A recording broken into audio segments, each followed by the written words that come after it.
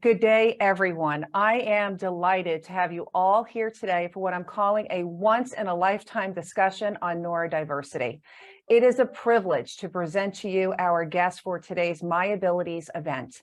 Temple Grandin is a world-renowned animal scientist, autism self-advocate, and author of Thinking in Pictures, My Life with Autism. That's just her latest book. And she is also a professor of animal science at Colorado University. She was diagnosed at 2.5 years old with symptoms of what was called then severe autism. Hi, it's great to be here. One of the things that Mother did for me is always stretching me, kind of giving me choices, knowing what I could do, and building up my art ability. And of course, in the 50s, manners were taught in a much more structured way. That was helpful. I got excellent early intervention, a wonderful speech teacher. And then later on in my life, there were some good people in the industry that helped me. There was a contractor that showed me how to start a business. I didn't know how to do that. And so I really want to commend the teachers and people that helped me. And one of the big problems I'm seeing today is autism is such a broad spectrum since they've taken out the Asperger's, which is basically so socially awkward with no speech delay. Merge that in with very severe autism, where the person remains nonverbal and cannot dress themselves. So you get this huge continuum.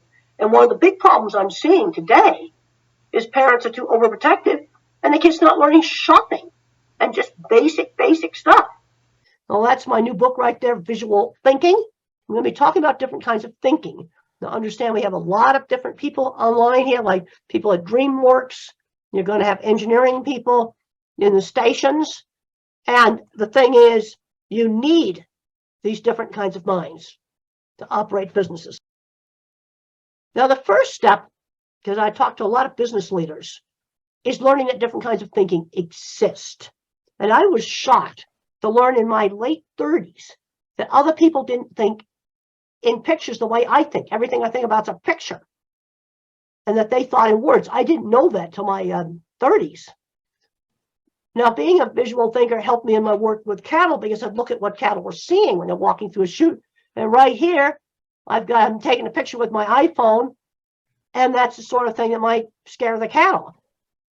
And some people thought it was weird to look at what cattle were seeing. I didn't know other people thought verbally. Now, the thing is, in engineering, engineers tend to calculate risk. Visual thinkers see risk. I have a whole chapter on disasters, and you need these people in the shop that can't do algebra. Yes, the Boeing crashes would not have happened if they had paid attention to the mechanic out in the factory. I just learned that from a lady Boeing engineer on a recent flight I was on. Well, this is the launch pad that the Artemis flew off of, and I found something in that launch pad that shouldn't be there. He's on the next slide. And I saw things with the fueling equipment that I don't want this guy around. Nobody knew a raccoon was living in that. Now, that was 5.5 years ago. So they probably got it de-raccoonified. But that's an example of seeing risk. I saw him waddle down the steps at 7 o'clock in the morning. And we need visual thinkers in science. There's a tendency right now in science to get a whole lot more mathematical. But where people are falling down in science is they're not describing the type of device they're using for mixing their cancer cells. And that can totally change the results of the experiment. Yes, it's the visual thinkers are going to get this. You need both the mathematicians and the visual thinkers. There's 3 different types of thinking, and there's now scientific research that show that different types of thinking exist. And where you tend to get the most extreme types is where you have a label. Autistic, dyslexic, whatever. And a lot of people are mixtures. I'm what's called an object visualizer. There's actually a scientific name for that. So, okay, I understand DreamWorks is on this call. Well, designing all the, puppets that are used, like to make Jurassic Park look really real, that's going to be done by my kind of mind. Photography, mechanics, art and mechanics actually go together. And we've got a gigantic shortage right now of high-end skilled trades. People to fix elevators. Been going on a whole lot of questionable elevators recently, skipping floors, scraping in the shaft. Yeah, you need the kids that can't do the higher math. Now, the other kind of mind that does a lot better in school is a spatial thinker. These are your programmers, your engineering, physics. They think patterns. I think pictures, photorealistic pictures, and these engineering mathematical types think patterns, think music and math. And then, of course, you've got people that think in words. And one of the things I want to emphasize is how different kinds of thinkers can work together in complementary teams. I think this is something that's really important. I tell business leaders, you need some neurodiverse people because you need the skills. It's just that simple. Now, here's some of the research that is covered in my book, Visual Thinking. And it's research that supports what I'm saying. And the object visualizer, the extreme one, like me, and the mathematician, you're not going to have a super mathematician and a super object visualizer in the same person. I was just visiting in Seattle with a major company that does travel. And we were discussing accommodations for blind people and deaf people at the airport. And I'm immediately seeing some ways for the blind person, maybe have some transponders on the gates so that as it walks down the aisle with a special phone app, the gate numbers will be spoken to them. That's actually quite easy to do. And some people are mixtures. Lots of people are mixtures. Well, it turns out I have a huge visual thinking circuit in my brain. So another picture of the visual thinking circuit. Now let's look at how different kinds of thinkers take in information. Okay, so you want me to understand how to put together the IKEA furniture or understand how a water pump works. I'd rather look at the diagrams and the pictures. The verbal thinker will look at the written word, and the mathematician tends to look at both. When I read papers, I immediately go right to the pie charts, the tables. Now let's look at how different kinds of thinkers go about doing projects. This was a project with high school student teams on creating a planet. Oh, the art students, they made great, fantastic crystal planets, skyscraper planets. The science students, real plain, round, described the atmosphere. And the humanities students started writing down, and then they realized they were supposed to do a drawing, and they did kind of splotchy things. But you know what shocked me about this study? The mathematicians and the people like me, we planned our planets. The verbal thinkers didn't plan their planets. You see, it gets a concept like being inclusive. Okay, how do we implement that? And you see, my mind thinks in specific examples. I worked with a lot of skilled tradespeople that owned metal fabrication shops that were either autistic, dyslexic, or ADHD. Verbal thinkers overgeneralize. They leave out the details. Somebody left out a lot of details of Southwest Airlines. And what I've learned about some of this stuff is the verbal thinker doesn't see it coming. You know, that the crew scheduling software was going to get overloaded and be beyond a disaster. Now, I'm bottom up. So the more things I get out and see, I can put pictures in my database together. It's another reason why you need to get autistic kids out doing stuff. And I've had parents say when they finally got him out on a great job, they'll say, well, he just blossomed. But we've got to avoid the multitasking jobs. Don't put them on the McDonald's takeout window. Too much multitasking. The early inventors would have been my kind of thinkers. All the early inventions were mechanical devices, grain harvesting, sewing machines, things like this. And the inventor of the 3D printer, that was definitely visual thinking. It's a mechanical device controlled by a computer. It's not a computer. It's a mechanical device controlled by a computer. And you need both kinds of minds. Now, we've got a problem of things we're not making anymore. A big problem that I observed right before COVID shut everything down. Over half of large industrial 3D printers come from Europe. The state-of-the-art electronic chip-making machine, where the concept was invented with U.S. research, is from Holland. Now, there's a link here with our educational system, taking out all the hands-on classes. There's a link here. Look at all the mechanical devices on that. Electron microscope is from Germany.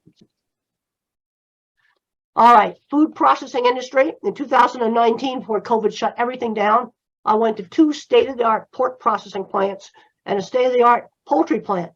All the specialized equipment was imported. Beef we still know how to do, but barely. The people are retiring. But this stuff's all imported. Complicated mechanical equipment. And there's a link with education. You see, when a kid gets to be about 14, he can decide college route or tech route. And they don't stick their nose up at it. But you see, my kind of mind has a horrible time with higher math. It's a different type of problem solving. You see a solution to a problem. You see something that might be a risk. You don't calculate it. The parachute on the Mars rover, woven in the UK on high-tech European looms.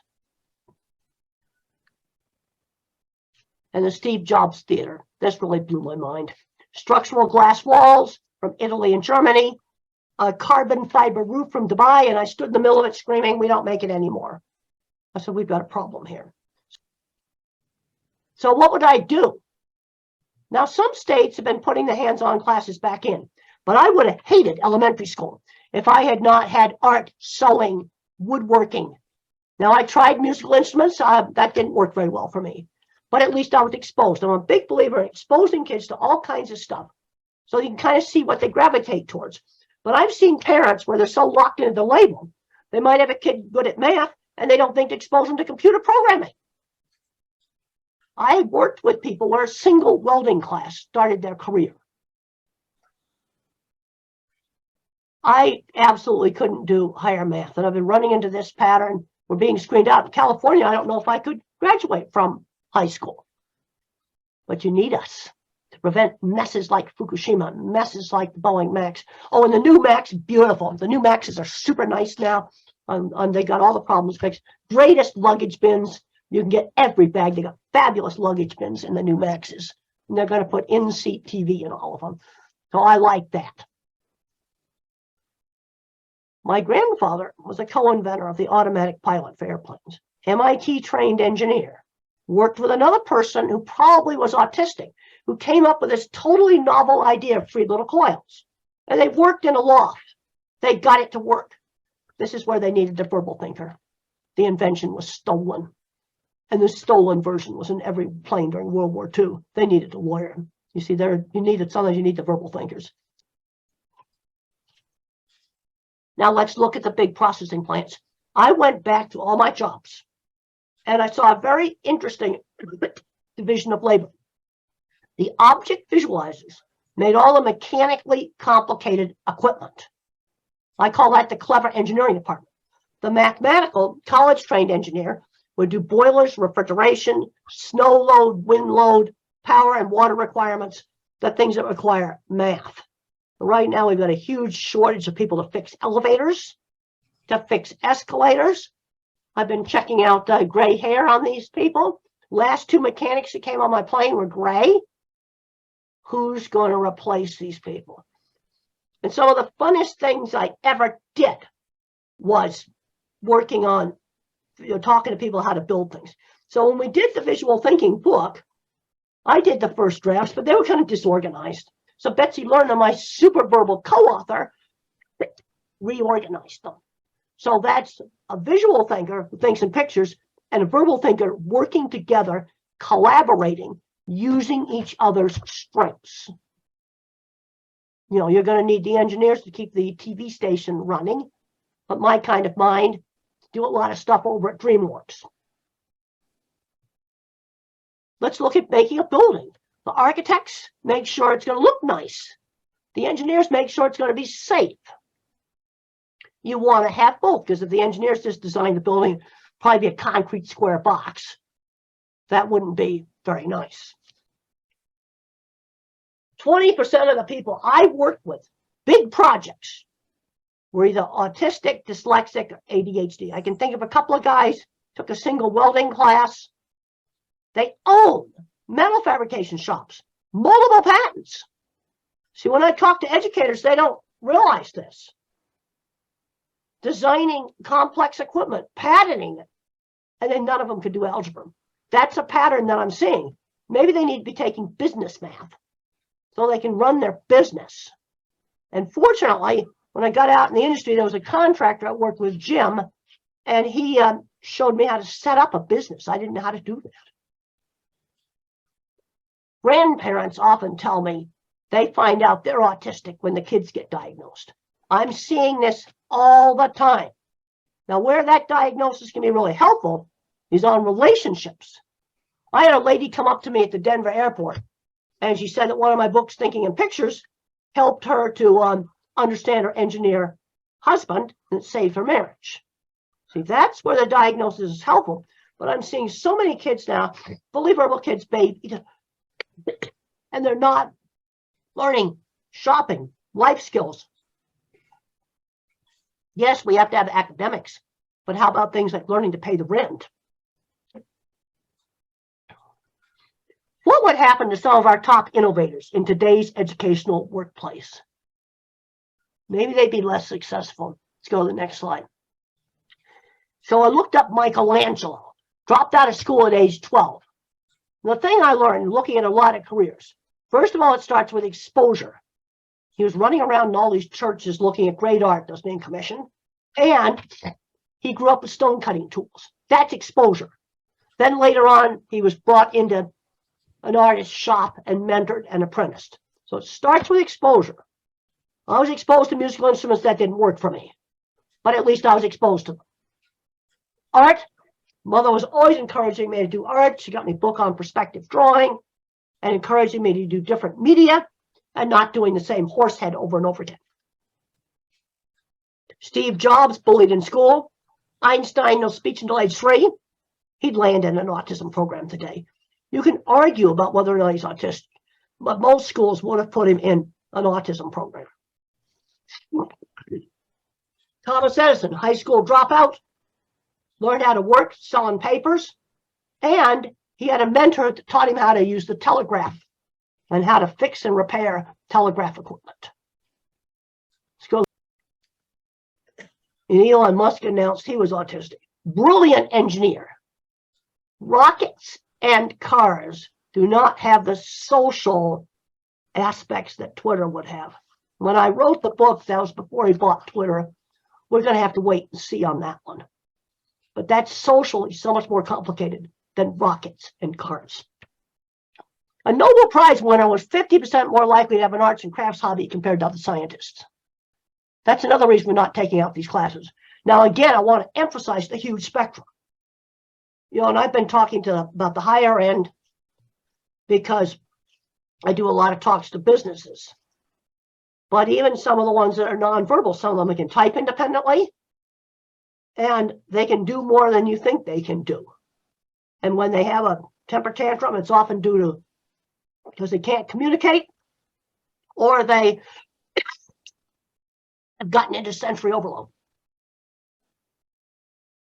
All right, some tips for working with minds that are different. Don't overload working memory. If I have to close out the cash drawer, let me make a little pilot's checklist of the steps. I do not remember long strings of verbal information. That's something I simply do not remember. Vagueness doesn't work. What's the ultimate goal of education? Where's a student 10 years later? I was designing some of my big projects. Now, the thing that I learned was the way to sell my work was to show off the work. Because the interviewing, no, show off the drawings. I learned to sell my work, not myself. I'd show my drawings on. And that's the drawing I used to sell Cargill. I sent that to the head of Cargill in the late 80s. I designed the front end of all the Cargill beef plants. That's steel and concrete work, drawing in all the rebar and stuff. The 30-second wow. That was one of the pictures they got sent. Don't send them too much junk. The head of Cargill got sent that picture. And that's the replica they made for the movie. I love the fact they put my projects in there. Now, the main things that were real accurate in the movie was visual thinking was shown accurately and my projects. And I really liked that they had all my projects in there. And I had a nice brochure. It had to be black and white because color printing was too expensive. And that's another picture that was sent to the head of Cargill. And I think we're going to end right there on that picture. But what I learned to do was to sell a work rather than myself. That's a really important thing. But I think we'll stop right there. Okay, well, listen, this is just phenomenal. And I hope that everybody in the audience was as blown away as I was. And a lot of questions here, Temple. Okay, all right, I'm So, ready. This is actually from one of my colleagues at DreamWorks. They would like to know, in regards to visual learning, what are your thoughts on YouTube or other video platforms as visual learning guides? Or do you think that firsthand experience is still the best method of visual learning for this generation? Well, I think I had a kid in my class last year who had never used a ruler to measure anything. I'm worried. I'm concerned that we've got kids growing up today totally removed from the world of the practical. And they aren't doing any practical things. Now, my toilet broke. I went on YouTube and I figured out how to fix a cheap little plastic float it's got. And it had a real gnarly little screw that you had to turn that was not obvious, that I probably would have had a hard time finding without looking on YouTube. That's something I did relatively recently. And one of the reasons I couldn't see how it worked is because part of the mechanism was concealed in the side of the tank. I couldn't see the whole mechanism. So the video told me about this screw that was kind of concealed. Oh, and so when you were talking about the student that never used a ruler, whose fault was that? Oh, that a child never had it? Well, the other thing, I'm running into horrible, horrible writing skills. Run-on sentences, don't know how to write clearly, never have done a book report, never had a teacher mark up the grammar. I had a lot of problems in school, but by ninth grade, my writing skills in ninth grade were better than a lot of students today. I'm having a terrible time getting my students to finish their theses. How do you teach someone who's a visual thinker to improve their writing? Well, it isn't just the visual thinkers. They're all terrible. Yeah. Okay. And it goes back to how they're taught. They're not getting their writing copy edited and marked up. No, I had a teacher mark up my writing. Then I had to go back and correct the grammar. And they're not doing things like writing book reports. Because I've asked these students, did you ever do book reports where you have to summarize? No, they've never done that. Wow. Maybe they can pass all the tests, but what I'm finding is my students get the research done, but they're not getting the paper written up. And I've talked to a lot of professors about this. Mm-hmm. I'm not the only one complaining about this. Wow. We have a question here about how vivid are the images in your mind? Can you give us an example? Well, okay, earlier I talked about a way to help a blind person find gates in an airport. Okay, right now I'm seeing the gates of the Denver airport with a little transponder stuck on them.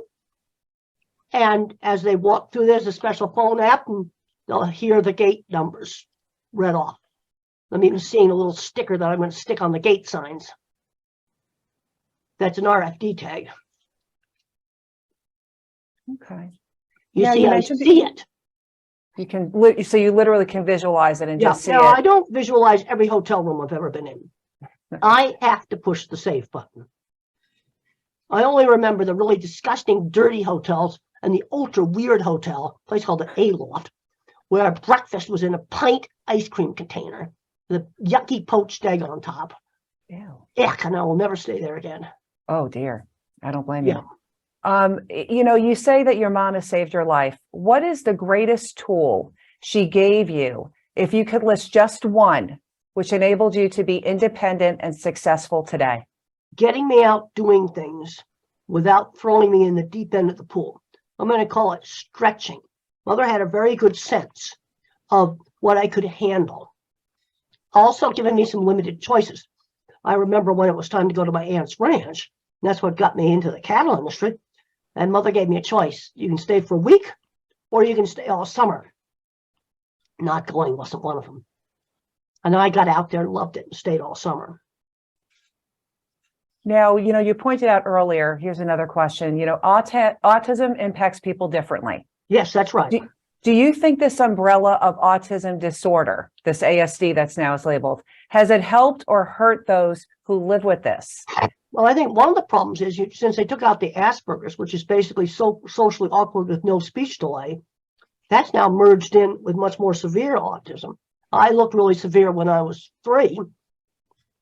You've got this huge spectrum altogether with the same word. Mhm. And verbal thinkers tend to overgeneralize.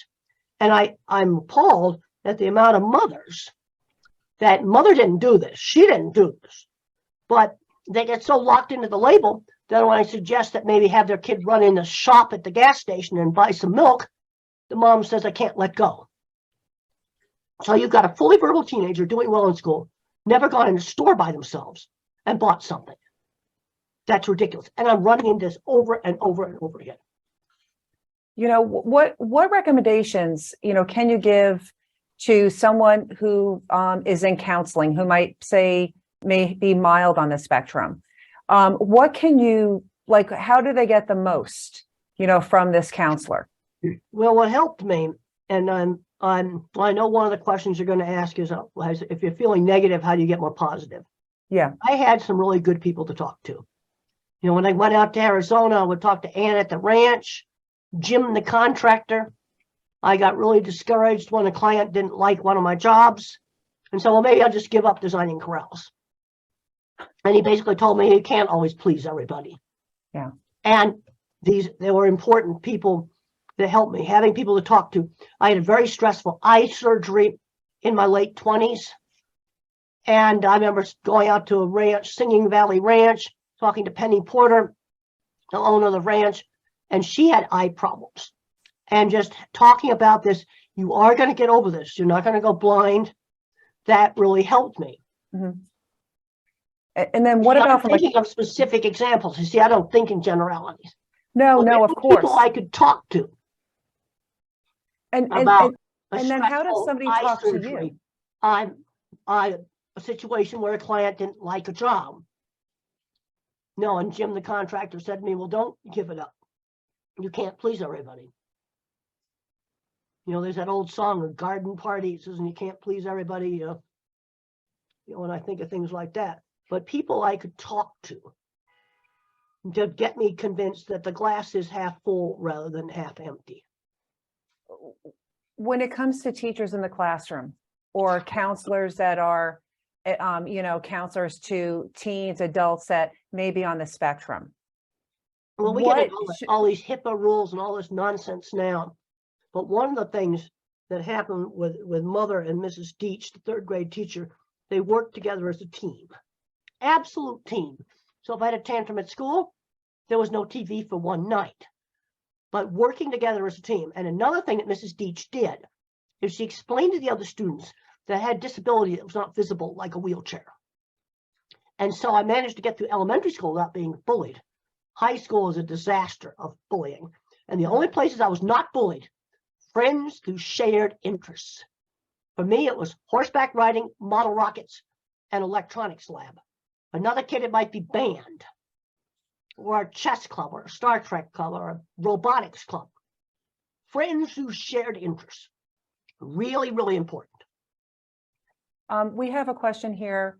Do you have any advice for someone with autism like me, or for others without it, on how to treat people with autism? Well, that's so vague. You see, my mind doesn't think in general principles. Okay.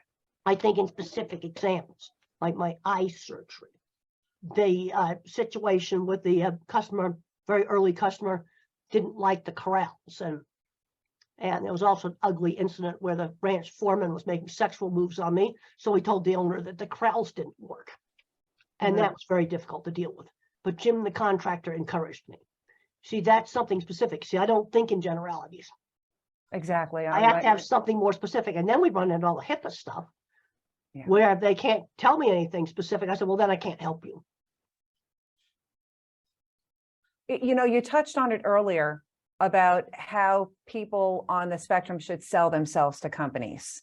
If you're in an interview for a job, how do you sell if you were going in for a job without having mechanical anything to show? Like, how do you sell yourself if you don't have anything specific to Well, show? I'm thinking of an example where there was a very articulate blind person that applied for like 10 different call center jobs. Mhm. And he was told customer service on the phone, totally qualified to do it. And, HR goes, oh, the accommodations are going to be too hard. Maybe the thing to have done is said, okay, you see the dog, you're freaking out now. I only need one accommodation, just one, the special software. I'll bring everything else, and my friend will spend a week with me to train my dog to the layout of the office so I can find the bathrooms. It's going to be easy. I'll give you a 2-week free trial.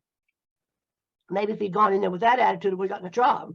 Mhm. But I can see it from the HR standpoint. That, oh man, the accommodations are just going to be too hard. But I had a blind roommate, and what we did was I had the bed furthest from the door, and Gloria had the bed closest to the door, and I made sure my junk stayed over on my side of the room so she wouldn't trip over it. You see, I see that. Mhm. So I guess with this next question, you kind of answered it, but maybe we can expand on it. What is the biggest failure you have run into with corporate businesses when it comes to understanding the hidden potential of those with ASD? Well, I just the reason of this slideshow I just showed is aimed at business people. Yep. You need my book, Visual Thinking. It's aimed at business people. You need these skills.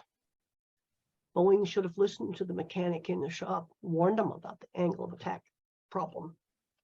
Fragile little sensor that breaks easily, warned them. Mm-hmm. You need these skills.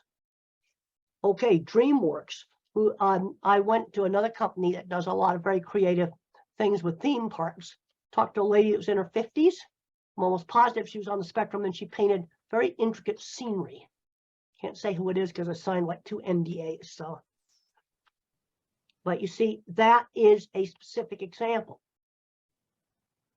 And the thing I'm wondering, who's going to replace that lady? She was older.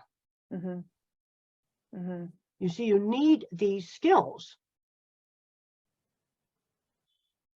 Another question that we have, Temple, and if you want to grab some water while I'm talking, how do you explain to your boss that you are a visual learner and what your needs are when they are not a visual learner and cannot relate to how you learn? Well, you see, my thinking is all specific. Yeah. I don't think in generalities. Okay, we gotta have an inclusive environment. I'm thinking of something specific. Talk to the blind person, and he said the thing at the airport that is the worst thing is finding gates. So I want a phone app. I'm going to call it Gate Finder. And then I know something about some of the transponder technology. I don't think it would be that hard to do. Mm-hmm. You see, that's something specific. Mm-hmm. Mm-hmm. That's the one thing he needed the most. Mm-hmm. And you've worked with a lot of companies, and you've hit on the book and the mission. If thinking styles impact a team's overall performance, well, where we need to be is you need the complementary skills. And these big food processing plants that I worked with, I was 25 years in heavy construction, out and building big complicated plants. And it wasn't until about 5 years ago that I thought about the division of engineering jobs in these big factories. I went through and I listed all the project names and the people I worked with that were out in the mechanical shop. They never touched boilers or refrigeration. They didn't do the mathematical things. And I saw this division of labor in every plant. But now what's happening? Plants have shut down their in-house engineering. Right now, I've got a plant where they have to do some modifications that should cost $100,000. They just signed a contract for a rip-off $1 million contract because there's only one shop left that knows how to do the work.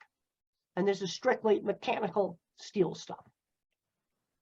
So managers really have to read the book or really open their eyes into inquiring about a candidate's thinking and learning style and how to overlap that, correct? Well, if you to create have, that team? let's say you're a mathematician or you're a visual thinker. Mathematicians can show off programming.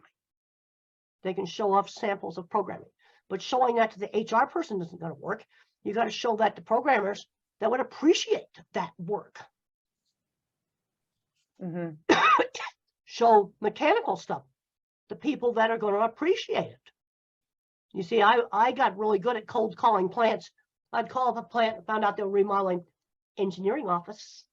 Oh, that's Mr. Jones. Ooh, can I have his direct line extension? That's the first thing I did. I was really good on the phone. You'd be a really good TV producer, because that's what I do. And a lot of people that are on here right now in news, we don't like going to the secretary. We like going right to the source. Well, I want to go right to the source, because showing my drawings, the secretary isn't going to do any good. Exactly. I got to show them to the plant manager, or I've got to show them to the plant engineering department, or I have to show them to the cattle department. I've got to show them to somebody who's going to appreciate those drawings. Exactly. You know, we have a question here about the Americans and with Disabilities Act. And again, I know this is more of a generalized question, but when it comes to this act to provide this equitable education and employee opportunities, do you find that it really is doing that? Are you seeing more folks that are neurodiverse coming in? Is it really doing its job providing the opportunity? Well, it's done things like wheelchair ramps. I travel internationally, and wheelchair ramps and wheelchair parking, that's gone around the world. The other thing that helped me make changes in cattle handling is I wrote about it. There's a lot of innovative stuff that gets done in education, and nothing gets written about how to do this with an innovative classroom. I just wrote about how to design stuff, gave out drawings, how to handle cattle. I wrote a lot of just how-to articles. And then I was on Final Approach last year into Denver, and I looked down at one of my designs, and I go, my website designed that. You see, getting information out there, and people aren't doing that. And I spent a lot of time writing, you see, and having decent writing skills was important, because I'd write an article in a beef magazine just on how to design a corral and have drawings in it. You speak to a lot of different companies, travel, aircraft. What industries do you think are doing a better? Computer companies. Who do you think is doing a better job including and supporting the autistic neurodiverse folks? Well, actually, the mathematical minds, Silicon Valley, I've been out there. Half those programmers are on the spectrum. They're the mathematical minds. Yeah.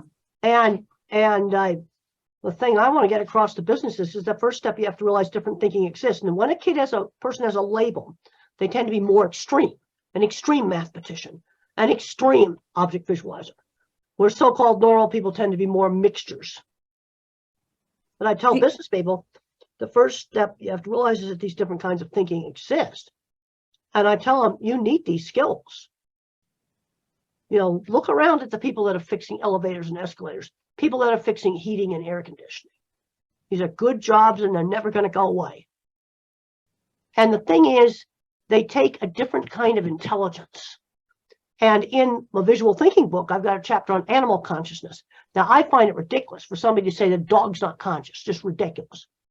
But if you think highly verbally, and you just think in words, you might have a hard time understanding how a dog can think without words. He associates smells, sounds, things they see. What There's can still people questioning animal consciousness even now, and I think it gets down to extreme verbal thinking. When it comes to somebody who is on the spectrum, what advice do you have for them? Like when you go and you present something, you have your plan. How do you, because you are a planner, can you kind of take us through like your planning process? Let's say I got a job. So I show up at this plant. Well, I categorize it. And this is the categories I would use. A Band-Aid, that might be something like a little bit of cattle handling lessons, then we fix a few broken gates. And I've had people show me all their busted gates. Then we have minor surgery, where maybe a new loading ramp would be an example. Then we have major surgery, where we might replace the yard, and then you have new construction. So I got to size up the client kind of in what category he's in. And then I will want I'll do the designing, the how part of it, but I need to find out what the parameters are. Property lines, railroad right-of-ways, stuff I'm allowed to tear down, stuff I cannot tear down. budget. You see sort of what are the parameters of this job. Then I learned how to do that. Okay. We've hit on a lot here, Temple. Is there anything in this conversation we have not asked that you want to get out there? Well, I'm going to just tell them you need the skills of the different kinds of thinkers. Now, some of the jobs, of course, verbal thinkers are good at things like law. And one of the places where in autism where they're good is specialized retail. Let's say selling phones. But I just heard a very unfortunate thing where a guy who's on the spectrum got fired from Walmart selling video games because he was too aggressive with customers. Somebody should have just coached him on how to approach a customer. Like watch Jim over there, how he approaches the customer. You approach and then you back off.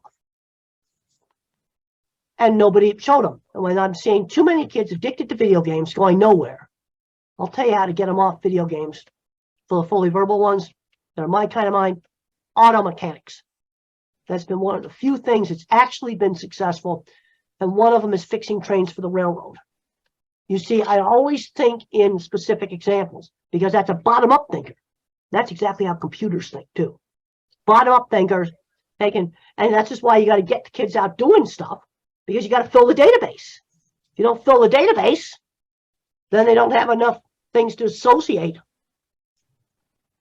Get them out doing things. That's the biggest problem I'm seeing. They're not learning work skills. You want a gradual transition from the world of school to the world of work. Sudden transitions are bad. Okay.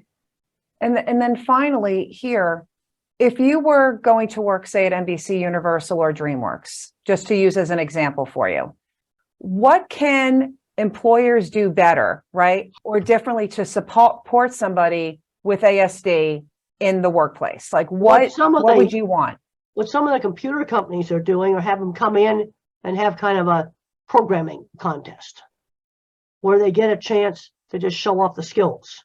Mm-hmm. I think the tech industry has done a better job. Another industry that's done a decent job is the banking industry, because some of the people on the spectrum that are totally verbal, they've been successful selling fancy financial products because they know all the detail, or selling business insurance. That was another example of a successful job. So what I call that specialized retail, where you can come in and you can show what you can do. I showed off the drawings, but you have somebody, but that I really feel bad about the guy in the Walmart selling the video games because this just happened. I just heard about this last week. Just a little coaching, like coaching somebody in a play, he wouldn't have lost the job at Walmart selling video games because it was something he knew a lot about. You see, you have to learn. Well, you can't. Most customers don't want a half an hour discussion about the latest video game. And we probably know what the answer is here, but you do have a lot of management that are very into like personality tests, right? Like the Myers-Briggs. That, of course, is something that would not be interested for you. How do people start looking outside besides these personality tests to realize that, are there pros and cons in just these labels that are assigned? Well, the thing is, I've heard some a lot of people I worked with came in the back door, where maybe you start out working in a shop and then you end up doing the plant edition 15 years later. I've seen that. I just saw a guy just the other day. I had lunch with him, and he started working for a company that cuts marble. And he started out polishing marble, just pure labor. Then he learned to run the saws. Then he learned how to fix the computerized equipment that cut marble. He barely has a high school education. He is now flying around the country to every marble shop and fixing high-tech marble cutting equipment with computerized controls. That's a real example.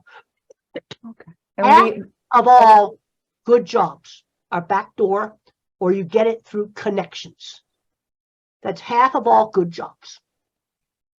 That's true. And the more you learn, the more you can make those connections and then build on from there. We have a question here, Temple. How do you transition kids who are moderately verbal with a high sensory sensitivity? One of the things that can help on some of the sensory stuff is letting the kid control the sound. Let's say it's a vacuum cleaner. Let the kid turn the vacuum cleaner on and off where they control it. That can sometimes help. And there have been some situations where the vacuum cleaner went from the most feared thing to their favorite thing. Give them control over the sound. Now, the problem we've got with wearing headphones all the time is if you wear them all the time, it makes the sensory sensitivity worse. It will make it worse. So what you want to do is give them control. Have them with you all the time. So you got control. But try not to wear them. Except for a few really horrible, like industrial strength restrooms with all the automatic toilet flushers and hand dryers. Okay, I'd wear it in there. Mm-hmm. Maybe a train station. But again, giving them control, because there's been some bad cases where the kid wore a headset so much that normal, quiet conversation at home became overwhelming. It's sort of like you get wax in your ear and the doctor cleans it out, and then everything sounds loud. And that's because the brain was trying to compensate for it. Wonderful. Well, listen, Temple, it has been an absolute joy to have you here today. And I want to thank you for taking this time to open our eyes and really think about things and also empower us with this information, because that's why we do this here at NBC Comcast Universal. And well, the other thing is you've got a lot of things for the computer programmers. I've been to a lot of radio and TV stations, and I've looked at the engineers in the control room. Whole bunch of them are on the spectrum. And they're probably the best engineer that you've got. See, this is the problem. It is a true continuous trait. You know, when does slightly geeky get labeled autism? There's no black and white dividing line. The brain research is showing it is a continuous trait. Wonderful. Thank you so much. And our audience here will be getting a copy of the book. Okay, great. Thank you. All righty.